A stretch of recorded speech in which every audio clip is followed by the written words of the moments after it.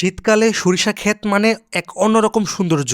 তো শুক্রবারে আমি আর আকাশ চলে যাই সরিষা ক্ষেতে ফটোশুট ও ভিডিওগ্রাফির জন্য। শীতের সময় সরিষা ক্ষেত যেন প্রকৃতির এক স্বর্ণালী চাদর। সোনালী সরিষার ফুলের সৌন্দর্য চারপাশকে এক অন্যরকম পরিবেশের রূপ দেয়। সরিষা ক্ষেতে পৌঁছানোর পর চারপাশের অপার হলুদের সমারোহ মনটাকে একেবারে ছুঁয়ে দেয়। প্রকৃতির এই অনন্য সৌন্দর্য সত্যিই মুগ্ধ করার মতো। কিন্তু এত সুন্দর মুহূর্তের মাঝেও মনটা খারাপ হলো। সরিষা ফুলের সৌন্দর্য উপভোগ করতে এবং ছবি তুলতে অনেক মানুষই আসে, যা খুবই স্বাভাবিক। আমরাও ঠিক সেই উদ্দেশ্যে গিয়েছি, কিন্তু খেয়াল করলাম কিছু মানুষ, বিশেষ করে নারী ও শিশু, ক্ষেতের মাঝখানে চলে গিয়ে সরিষা ফসলের ক্ষতি করছে। ছবি তোলার উচ্ছ্বাসে তারা ফুল ছিঁড়ছে, চারাগুলো ভেঙে ফেলছে, অনবরত ক্ষেতের উপর দিয়ে হাঁটছে। এমন অনেক মানুষের ছিল সারিবদ্ধভাবে যেন সরিষা ক্ষেতে মধু খেতে নেমেছে। এই বিষয়টি খুবই দুঃখজনক। সরিষা ক্ষেত শুধু কিন্তু প্রকৃতির শোভা নয়, এটি একজন মানুষের জীবিকার মাধ্যম। একজন মানুষ দিনের পর দিন কষ্ট করে, কঠোর পরিশ্রম করে এই ফসল ফলান, কিন্তু কিছু মানুষের এই অসচেতন আচরণে ফসলগুলো নষ্ট হয়।